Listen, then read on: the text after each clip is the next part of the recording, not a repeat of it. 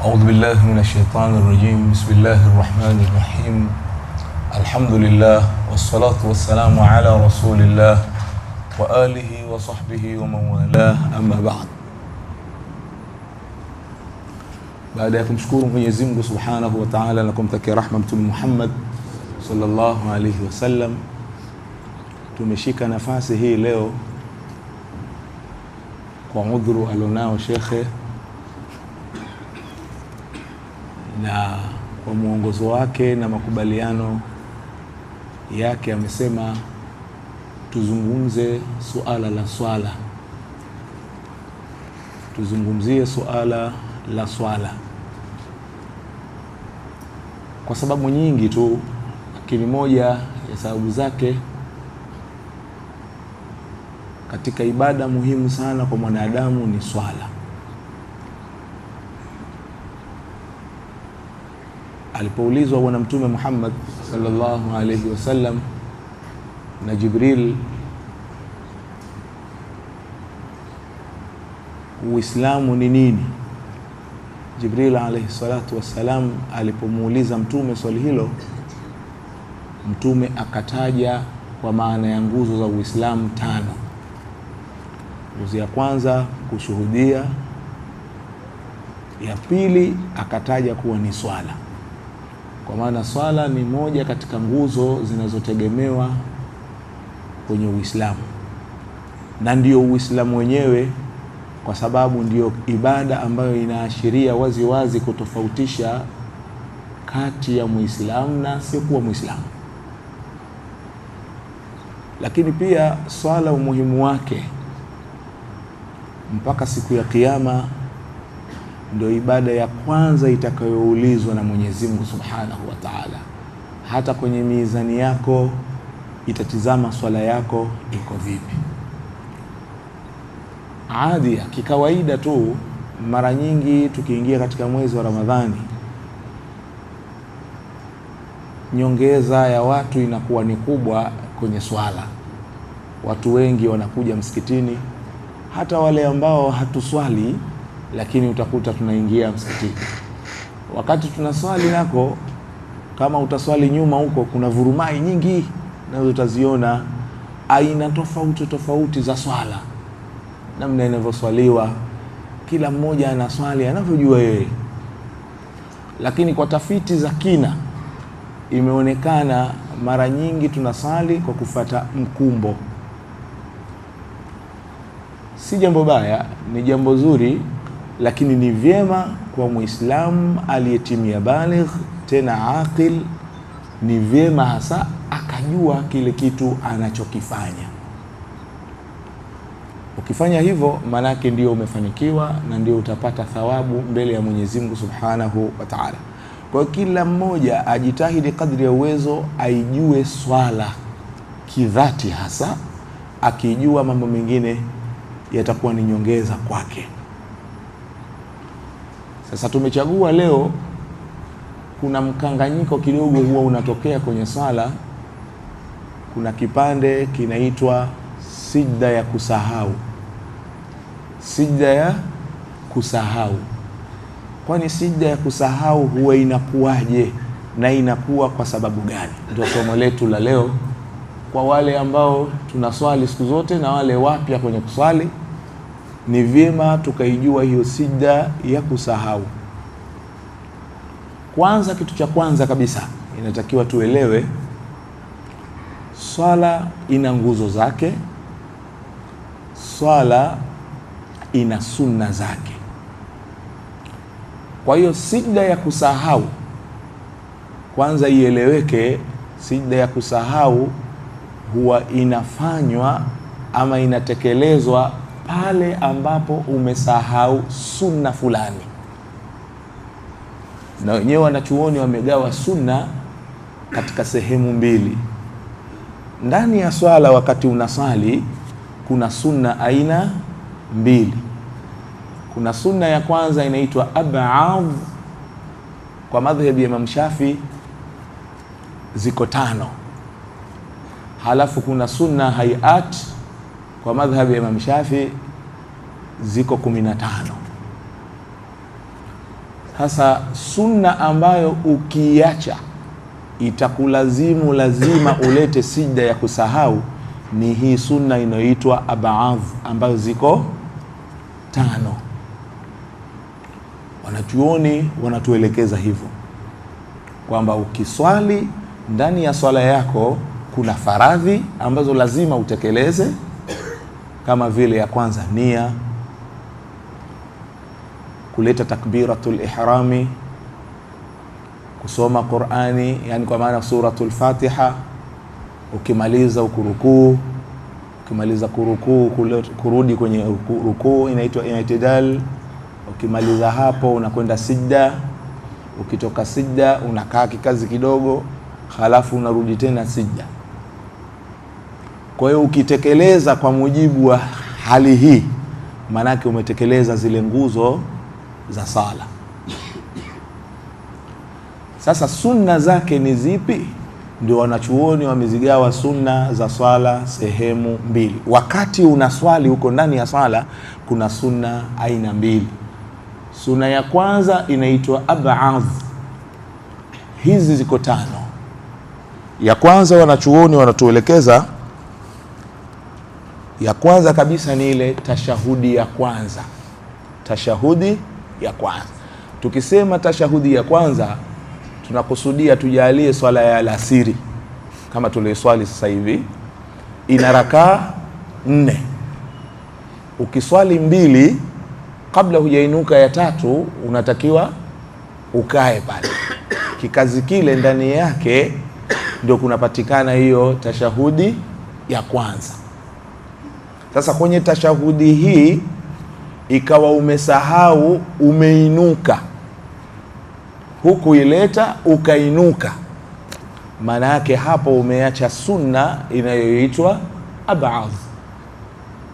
Narudia tena, swala ina rakaa 4 au swala ina rakaa 3, ukasahau kukaa kile kikazi cha kwanza. Kikazi kile ni moja katika sunna zinazoitwa ab'adh. Sasa ukisahau wakati unatakiwa ukae, wewe ukasahau ukainuka, wakati umeinuka maana yake umeacha tashahudi ya kwanza. Sasa hiyo tashahudi ya kwanza penalty yake inatakiwa kabla hujatoa salamu usujudu mara 2. Ukisujudu mara 2, hiyo ndio inaitwa sijda ya kusahau.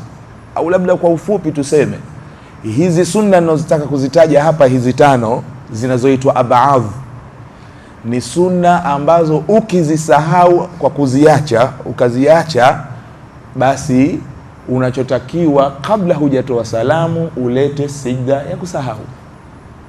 Kwa hiyo wanachuoni wanataja ya kwanza ni hiyo tashahudi ya kwanza, yani umeacha kusema ashhadu an la ilaha illa Allah wa ashhadu anna Muhammadan abduhu wa rasuluhu. Umeacha kwenye kile kikazi cha kwanza, umeacha hiyo.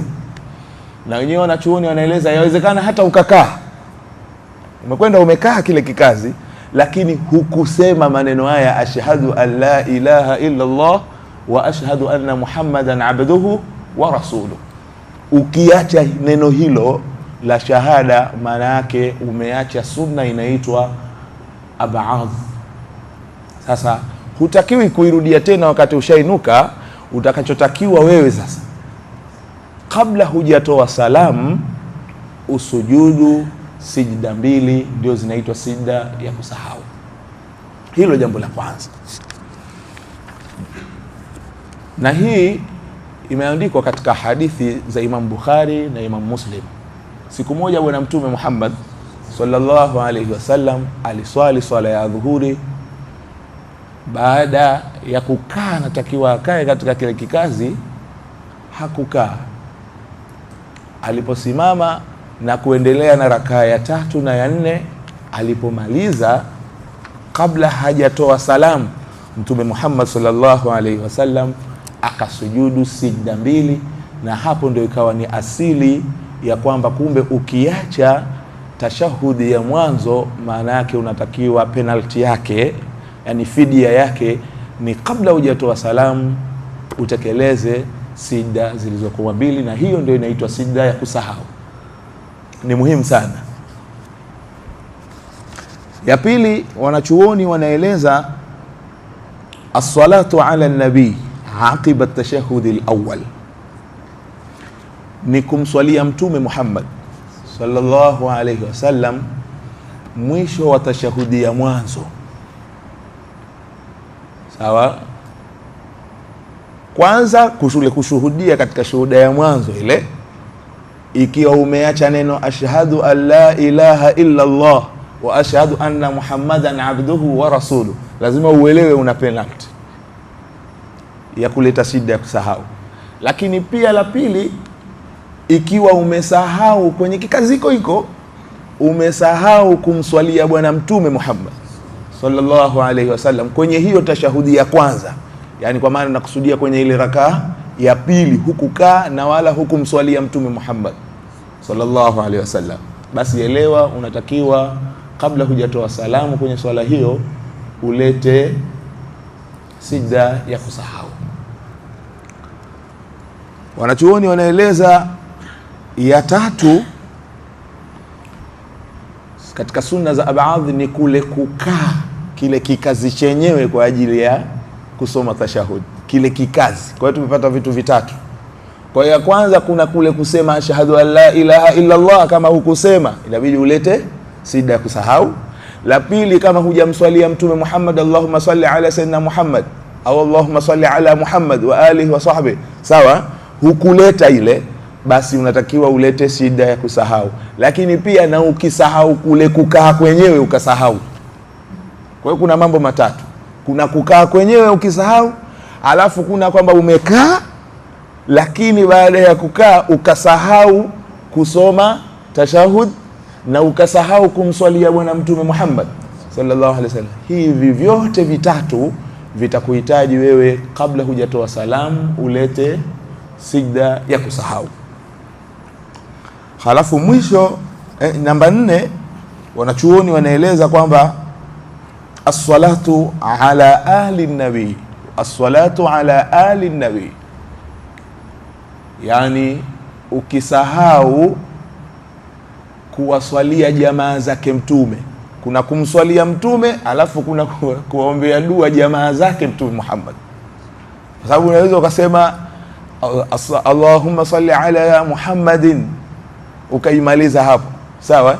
Alafu kuna Allahumma salli ala Muhammadin wa ali, hii neno wa ali kama hujalitaja nalo ni moja katika mambo ambayo yanamfanya mtu alete sijda ya kusahau. Kwa hiyo ukisahau ama ukiwa hujalileta, lakini hii ya kuwaswalia jamaa zake Mtume Muhammad, hii ya kuwaswalia jamaa zake Mtume Muhammad ni pale unapokuwa kwenye tashahudi ya mwisho, sio kwenye tashahudi ya kwanza.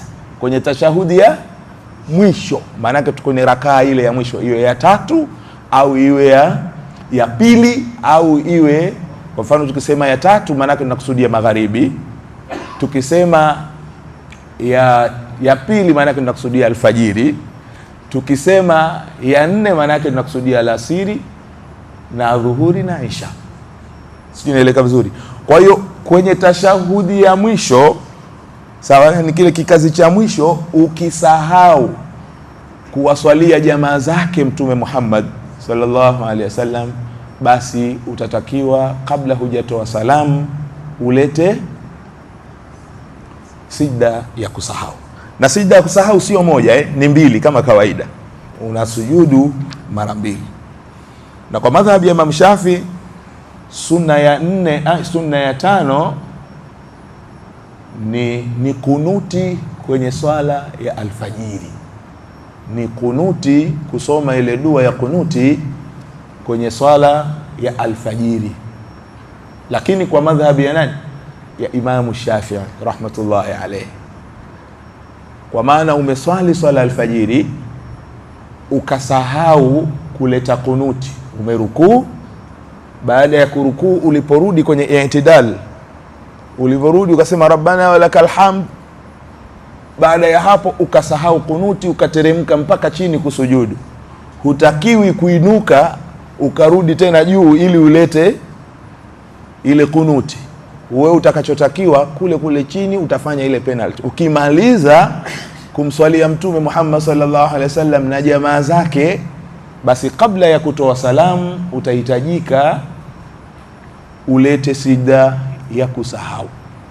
Na kama tulivyosema, sijda ya kusahau maana yake ushasoma tashahudi, umeanza tahiyat, umemaliza ukaleta shahada ashhadu an la ilaha illa Allah wa anna Muhammadan abduhu wa rasuluhu, ukamaliza ukamswalia Mtume Muhammad sallallahu alaihi wasallam na ukawaswalia na jamaa zake vile, ukawaombea dua, basi kabla hujatoa salamu unatakiwa uporomoke usujudu sijda mbili, na maneno yake ni yale yale tu, subhana rabbiyal a'la wa bihamdi, subhana rabbiyal a'la wa bihamdi, mara 3.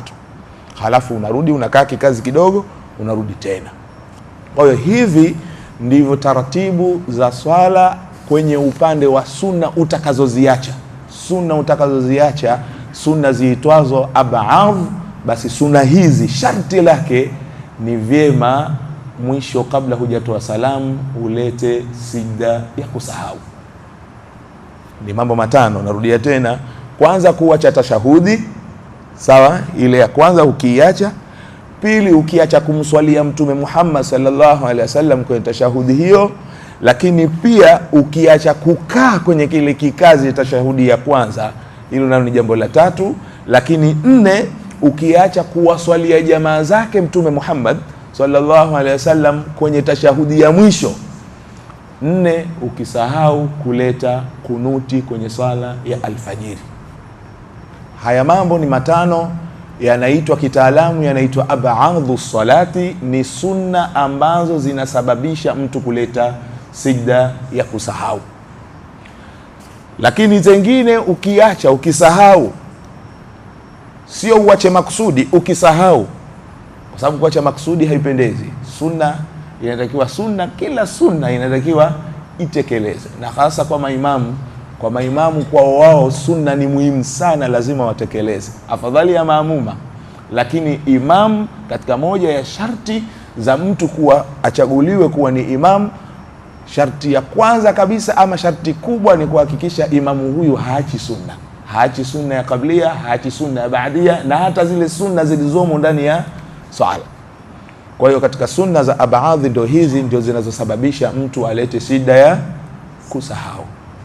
Halafu kuna sunna za pili zinaitwa sunnatu ab'adhu salah, hayatu salah, hayat.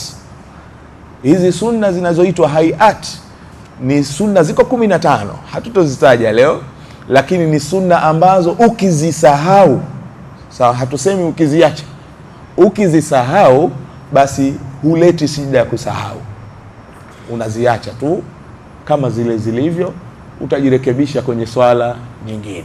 Nazo ziko nyingi sana, tumesema takriban zimehesabika, ziko 15. Moja wapo kuinua mikono kama hivi wakati unatia nia, usalli fardhu salati dhuhri Allahu akbar, kuinua mkono. Na tazama mikono yenyewe, anaeleza Mtume sallallahu alaihi wasallam katufundisha mkono uwe hivi, yani hii vidole vyako kama utavigusisha kwenye masikio, basi iwe imeweza kugusa hizi sehemu hizi au sehemu hizi, almuradi usawa huwa wasikio, sio ile sijui kibosi sijui kinini, inakuwa hapa tu, yani hata kuinua hivi huinui. Mtume hakutufundisha hivyo. Mtume katufundisha kwamba swala yake yeye, na mwenyewe anasema kwa kujifakhiri kabisa, Mtume Muhammad sallallahu alaihi wasallam anasema, mimi nimeswalishwa na Sayyidina Jibril mara 2. Yani Jibril alayhi salatu wassalam alivoleta faradhi za swala, mwenyewe Jibril ndo alikuwa imam maamuma Mtume Muhammad. Kwa hiyo mwenyewe Mtume anasema niliswalishwa na Jibril, maana yake mwisho Jibril alayhi salatu wassalam akamwambia, nimeambiwa na Mwenyezi Mungu nije nikufundishe namna ya kuswali, kwamba swala inaswaliwa vipi, isiwe kwa fikra. Ndio maana kuna kile kitabu kinaitwa swala ya mwenye kusahau, salatul musii, mtu aliyesahau au mtu aliyeharibu swala yake. Kwani huyu ilikuwaje? Alikuwa Mtume sallallahu alaihi wasallam yuko msikitini, bwana akatoka huko, katiania akamsalimia Mtume, akisha akakaa. Alipokaa akaanza kuswali yule bwana swala yake. Basi ni ile swala ya mwendo kasi ile, kamaliza anaenda kwenda kumswalia Mtume Muhammad, anakwenda kumsalimia Mtume. Mtume anamwambia irji' fasalli, rudi ukaswali tena, fa innaka lam tusalli, kwa sababu huja swali. Tazama maneno yamenyoka kabisa. Irji', rudi, fasalli, nenda ukaswali tena, fa innaka lam tusalli, kwa sababu wewe huja swali. Bana akarudi tena, kaambiwa na Mtume, akarudi tena, akanyoka, akaelekea kibla, kaswali. Alipomaliza akarudi tena kwa Mtume sallallahu alaihi wasallam. Mtume akamwambia rudi ukaswali, huja swali. Aliporudishwa mara 3 akamwambia Rasulullah, mimi hapa ndo nimemaliza chuo kikuu kabisa kwa swala, sijui chochote baada ya hapa. Yani kama hebu sasa nielekeze, kwani mimi nakosea wapi? Mbona naona nateremsha vitu vizuri tu. Akamwambia akamwambia bwana, swala. Mtume hapo ndo akaanza kumuelekeza namna swala inavyoswaliwa. Mtume akamuelekeza, akamwambia cha kwanza, ukifika tulia, nyosha uti wa mgongo wako. Sio na swali huku umeinama. Kama unaweza, labda wewe unaumwa, nyosha mgongo wako, elekea kibla. Baada ya hapo sasa, wakati una uhakika umeelekea kibla, tia nia. Akamfundisha moja mpaka mwisho. Tia nia, ukimaliza hapo tulizana kidogo. Sasa inaonekana wanachuoni wanaeleza yule bwana alivyoelekezwa sehemu zote, akaja kugundua kosa lake ni moja tu, hatulii. Yaani shida yake ni moja tu, kila kitu kapatia, shida hatulii. Akirukuu hajulikani karukuu au bado, yaani akisujudu kagusa kana. Mtume akamwambia hapana, ukirukuu tulizana hata tatma'inna raki'an, mpaka utulizane kabisa, ionekane kuwa wewe umerukuu. Sasa na hii kwetu sisi hapa tunaona mara nyingi sana, mtu anatoka kule ndio kashachelewa, basi namna anavyokuja huku suruali imekunja, basi tena anasema kwa sauti, kwa makelele, ili imamu eti amsikie, swali fardhu salatu Allahu akbar, ili mradi imamu asende mbio. Ya kazi yani Mtume hataki. Mtume kamrudisha mtu akimwambia irji' fasalli, rudi ukaswali, fa innaka lam tusalli, huja swali. Kwa nini? Kwa sababu hatulii tu, kosa lake ni kutokutulia tu. Sasa wakati unakuja, wala usikimbie, tulizana, njoo. Wanachuoni wanasema njoo kwa nishati, njoo kwa uchangamfu tu, sio uje kwa mbio. Kwa uchangamfu, uonekane unakwenda kwa Mola wako, unakwenda kuzungumza naye, unaenda kusalimiana naye, uonekane una bashasha. Ukifika tulizana, rakaa ikikupita, imamu utakuja kuunganika naye baadaye. Kwani kuna wasiwasi gani kuliko kufanya ile Allahu akbar, Allahu akbar, ili mradi umuwai kwenye? Kwani ukimaliza hapo mtakwenda wapi? Kwa hiyo ni vyema watu tukatulizana, kwa sababu Mtume alimrudisha mara 3 mtu kwa sababu hiyo tu, hatulii. Tena kuna mwingine utamkuta ndio kawai hapo, mguu mmoja huu. Kwa hiyo kwa mkweo unaweza kwenda hivyo, ukweni huwezi kwenda hivyo, utajinyoosha kila sehemu zote, nyingine mpaka ndevu utagusa hivi, mradi uonekane mtanashati. Kwa Mwenyezi Mungu ndio unakuja suruali mguu mmoja umepanda, mguu mmoja umeshuka, halafu unaona kawaida huku kanzu imekunja hivi. Hapana, la, tulizana, fika pale kwa uhakika, tulia, halafu lete ibada. Kwa hiyo Mtume alimrudisha huyu kwamba kosa lake kubwa lilikuwa ni utulivu. Kwa hiyo ni vyema tukaijua swala yetu vizuri, halafu tukaifanya kwa utulivu. Tukifanya hivyo tutaipata vizuri, kwa sababu kujisemea, shekhe wangu anasema yawezekana kule peponi kule Firdausi ukaikosa kwa sababu ya speed zako tu, kama bwana wewe nenda pepo nyingine kule. Kumbe ungetulizana ile swala yako ingekupeleka Firdausi. Sawa, inshallah. Mimi nadhani tuishie hapo kutokana na muda, na halafu kama kuna maswali mawili matatu, hizi dakika 9 zilizobaki si vibaya tukaweza kuzungumza. Tukiwa na kwenye mada itakuwa ni bora zaidi, au mada ya swala itakuwa ni bora zaidi inshallah. Ijapokuwa tunaruhusu nje ya mada, lakini bora zaidi ni iliyokuwa ndani ya mada. Naam, tunaanza kule nyuma tutakuja hapo. Ndio. Wa alaikum salam wa rahmatullah.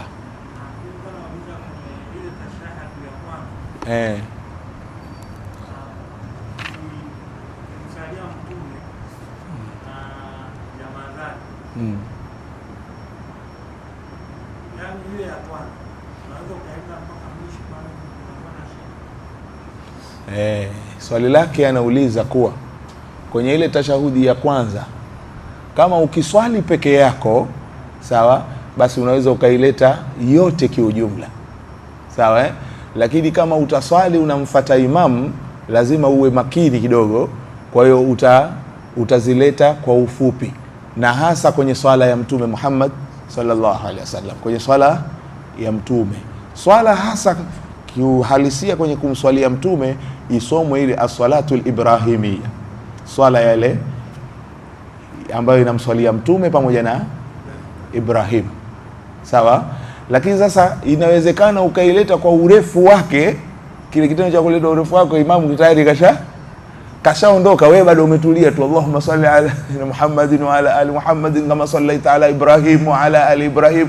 Sasa hapo wanachuoni wamesema hii unaweza ukaifupiza ukaleta tu kwa ufupi, Allahumma salli ala Muhammadin wa alihi wa sahbihi, haina neno. Kama ukiwa peke yako ni vyema ukakamilisha katika sehemu zote. Nadhani tutakuwa nimejibu hiyo.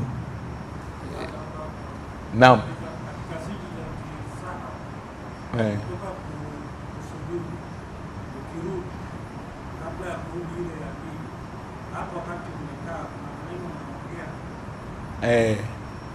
Naam, kwa ufupi kati ya sijda mbili, sio hiyo tu sijda ya kusahau, sijda zote sawa, siziko katika kila rakaa sijda ziko mbili, basi katika kile kikazi ipo dua Rabbighfirli warhamni wajbunni, zipo pale, kizitaka imamu atatuandikia pale mara moja. Kwenye sijda ya kusahau umesujudu umerudi, ni vyema ukaleta hiyo dua, inaendelea kuwepo vile vile sawa. Naam babangu. Ndio.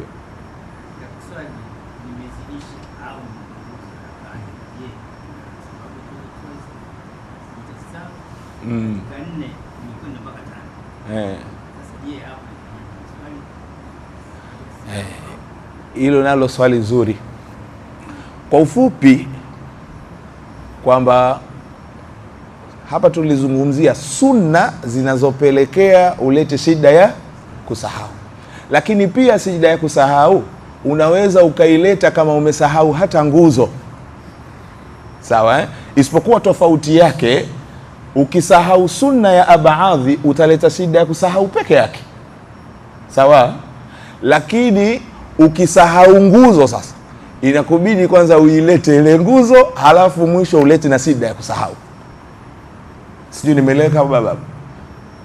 Yaani narudia, kwa mfano swala ina rakaa 4 sawa, wewe ukaswali rakaa 3 sawa, maana yake umeacha rakaa nzima, na hiyo rakaa nzima ndani yake ina nguzo nyingi tu. Basi sharti ya kwanza utakapokumbuka lazima uilete ile rakaa yote, na kabla ya kutoa salamu utaleta sijda ya kusahau. Kwa hiyo ukisahau chochote katika nguzo, basi sharti ya nguzo uitekeleze, usifanye kama vile kwenye ile sunna ya abadh. Kwenye sunna ya abadh huleti ile tendo lenyewe, lakini kwenye nguzo inakubidi lazima ulete ile nguzo yenyewe, halafu pia mwisho ulete sijda ya kusahau. Sawa. Naam baba. Wa alaikum salam.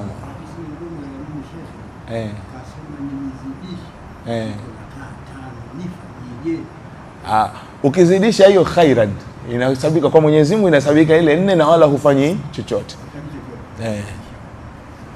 Kazi kwenye kupunguza inabidi uitekeleze, halafu ndio. Naam. Wa alaikum salaam wa rahmatullah.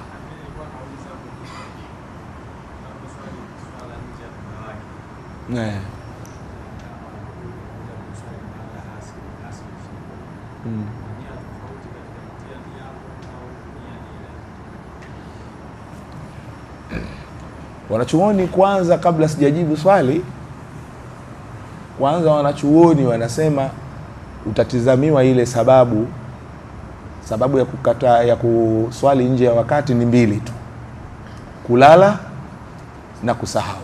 Hiyo ni sharti ya kwanza, lazima ieleweke kwamba swala ya alasiri haiendi magharibi wala magharibi haendi isha, isipokuwa kwa kulala na kusahau. Ikiwa umepitiwa, umelala au umesahau, hapo kwanza utaruhusiwa ndio kuswali swala nyingine kwenye wakati mwingine. Tuko sawa hapo Hilo la kwanza. Lakini la pili sasa, maana yake kama unailipa, kama umejaswali ya dhuhuri unakuja kuiswali kwenye wakati wa alasiri, wanachuoni wamesisitiza si vibaya kwenye nia yako ukaongeza neno qadaan. Sawa? Si vibaya ukatia kwenye nia yako, kwa mfano uswali fardhu dhuhri qadaan, Allahu akbar. Sawa? Na labda hapo niseme kitu kidogo kwenye nia za swala zina maneno mengi. Usalli fardhu salat adh-dhuhri 4 rak'ati lillahi ta'ala sijui iqtidaan ma'muman, yani kuna maneno mengi, lakini wenyewe wanaeleza nia kama nia ilivyo inataka vitu vitatu tu. Inataka vitu vitatu. Kwanza kabisa kusema na swali. Kwa Kiarabu ndio unasema uswali, yani lazima useme kile kitendo chenyewe na swali. Sawa? Kwa Kiarabu tunasema uswali. Hilo la kwanza. La pili, at-ta'yin, kutaja ile swala yenyewe ni swala gani, adhuhuri, alasiri, magharibi au isha. Kwa hiyo utatakiwa useme uswali dhuhran, uswali asran, uswali maghriban, uswali ishaan. Sawa hapo Alafu jambo la tatu, uainishe, uweke wazi hii ni faradhi au sunna. Hiyo ndio kanuni ya nia. Kwa hiyo unaweza ukasema sasa, ndio maana nia ikawa fupi, ukasema uswali fardhul asri, uswali fardhul asri, Allahu akbar. Hiyo nia imekamilika, kuliko ukiongeza vitu uswali fardhu salati al-asri 4 rak'atin muqtadiyan. Hizo ni sunna nazo, lakini cha msingi kabisa ni mambo matatu. Kwanza kusema lile neno lenyewe na swali. La pili kutaja hiyo swala ni swala gani, ya sunna au faradhi. Afu mwisho lazima uitaje ile swala yenyewe. Kwa hiyo nia utaratibu wake ni huo. Kwa hiyo utaipimia hata kwenye kablia, utasema tu uswali sunnata qabliya, nia imeisha. Uswali sunnata ba'diya, nia imeisha. Lakini wanachuoni wametuandikia vizuri, tunakusanya vitu vyote hivyo, lakini usije ukakusanya hivyo vingine alafu ukasahau hivi vitatu, nia una. Yani ukangania tu 4 rak'ati alafu ukaacha hii neno uswali, au ukaacha neno fardhan, au ukaacha neno asran, manake hiyo nia imeharibika. Sawa hapo Inshallah. Na tukimalizia tu katika swali la bana yule kwenye kuswali swala nje ya wakati wake, manake unaweza ukaongeza hilo neno qadaan. Sawa? Ijapokuwa wengine hawalazimishi kwamba lazima useme hilo neno qadaan, hali ya kuwa wewe mwenyewe ndani ya moyo wako unajua hii mimi nailipa inatosha. Cha msingi na kitu kikubwa zaidi kwamba ni kujikomesha mwenyewe wewe binafsi, kujikalipia kwenye kuswali nje ya wakati. Yani usiswali nje ya wakati, jitahidi. Kuna watu hawa wanakwenda kazini magharibi, utaona wanaingia hapa msikitini, utaona anahama tu vitalu toka pale, Ukimfuatilia ukimuuliza anasema nilikuwa sijaswali leo kutwa nzima, kwa hiyo ndo nazipiga.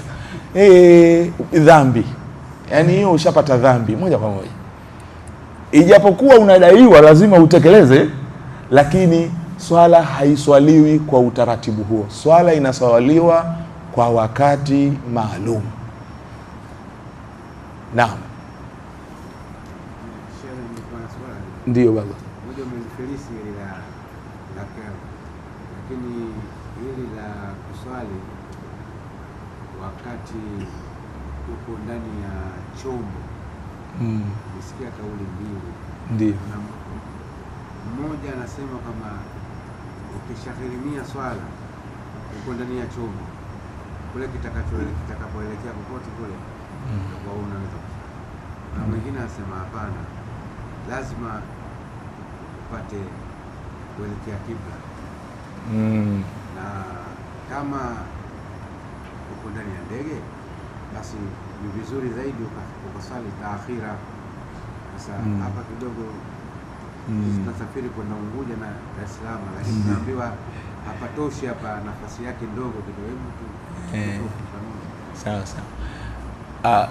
Kwenye sheria wanachozungumza wote wako sawa, wote wako sawa, kwa sababu ya aya iliyokuwepo katika suratu Al-Baqara juzuu ya 2, fa aina ma tuwallu wawalli wajhaka shatra al-masjid al-haram. Wa kwanza, popote ulipo hakikisha unaelekea Masjid al-Haram.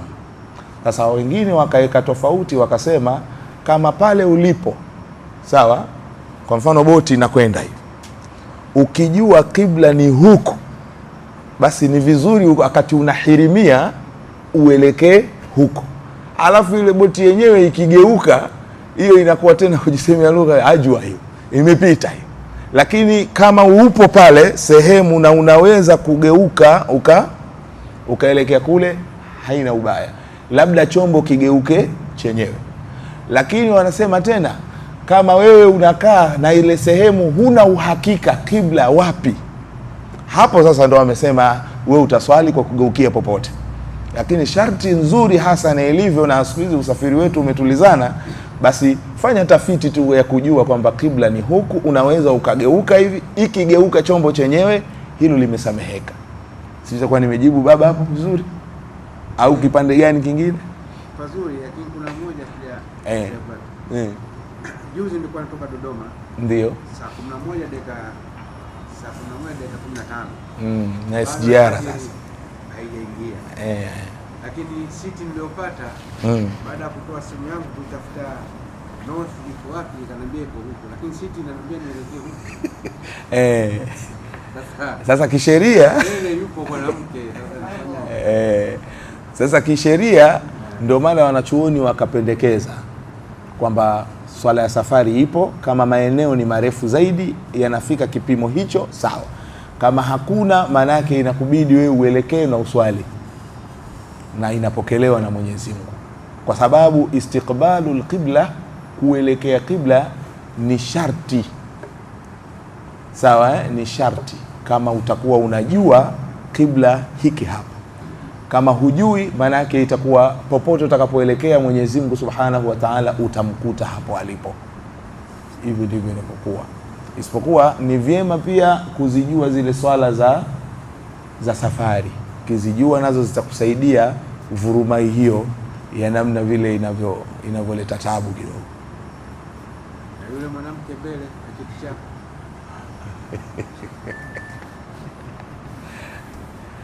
wanachuoni kwa sababu pale si usujudu pale usujudu.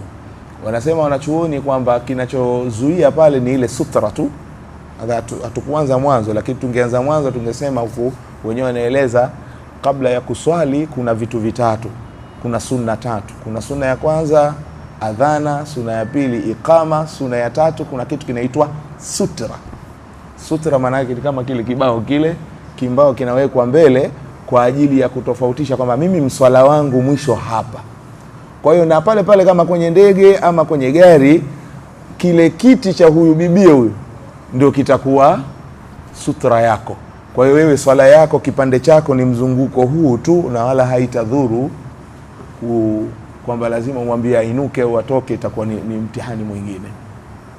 Ule natazamana yeye hivi vitu vya SGR hivi. hapo Basi wewe pimia kwamba kabla sijamgusa hapo ndio sutra yangu. Ile kitendo kama hapa sijamgusa, basi hii ndio inakuwa kama ni kinga yako na ukuta wako, ili lakini almuradi tu swala isiswaliwe nje ya wakati, itakuwa ni mtihani sana. Hiyo kujuzu ukiswali taakhira, ukiswali za akhira ni aula zaidi. Ni bora zaidi, yani maana yake kuichelewesha ni bora zaidi. Sasa kutokana na mazingira haya, unajua ibada inataka wewe mwenyewe uwe umeridhia hivi yani mwenyewe ujione kwamba mimi nimeswali, isiwe una swala kile unasema ile swala kweli iko barabara. Kwa hiyo ukiona hali hiyo unasema basi acha mimi nikishuka inshallah swala hii nitaileta katika wakati mwingine, hapo inakuwa haina neno. Naam Sheikh Mike.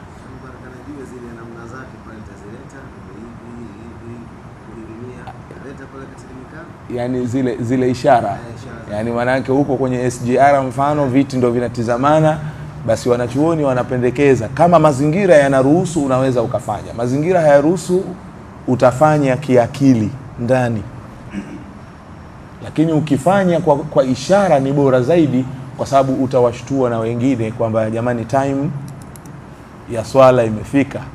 Kwa sababu katika moja ya neema ya swala, ukiswali maana yake unatengeneza ile jamii yako ya kuonyesha umuhimu wa ibada hii.